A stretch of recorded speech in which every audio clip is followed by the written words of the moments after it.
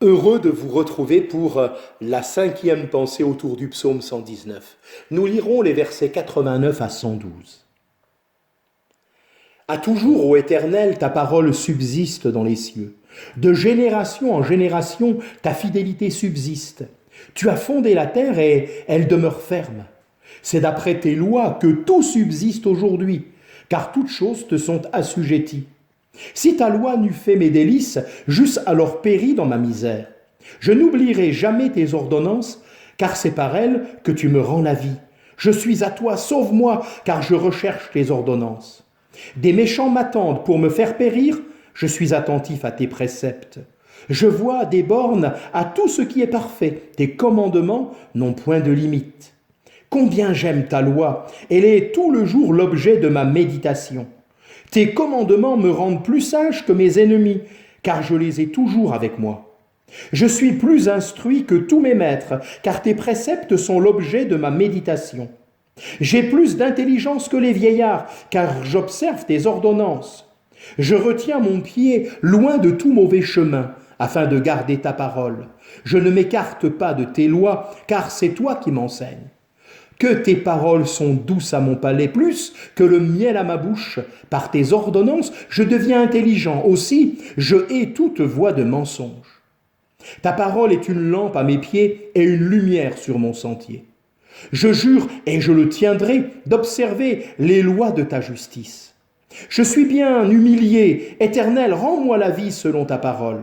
Agrée, ô Éternel, les sentiments que ma bouche exprime et enseigne-moi tes lois. Ma vie est continuellement exposée et je n'oublie point ta loi. Des méchants me tendent des pièges et je ne m'égare pas loin de tes ordonnances. Tes préceptes sont pour toujours mon héritage, car ils sont la joie de mon cœur.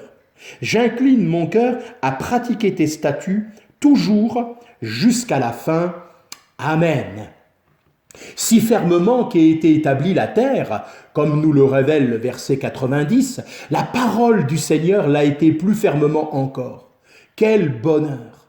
Dans un monde où tout est incertain, où la fébrile activité de l'homme déchu se déploie en des pensées qui périront toutes, de pouvoir connaître les pensées éternelles de Dieu et de nous confier dans ses promesses immuables.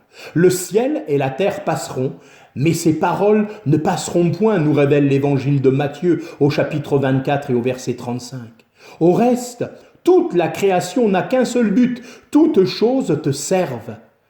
Tel est aussi notre privilège, mais servons le Seigneur avec intelligence et de tout notre cœur.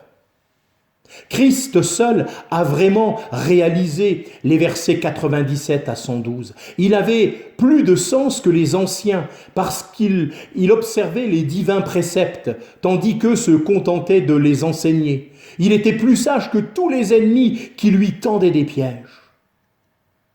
Qui se hasarderait sans lampe à se déplacer la nuit sur un terrain semé d'obstacles, dans les ténèbres de ce monde, au milieu de pièges tendus par des méchants embusqués? La parole est cette lampe, cette lumière indispensable sur notre sentier. N'ayons crainte d'en faire trop usage pour regarder où nous posons nos pieds.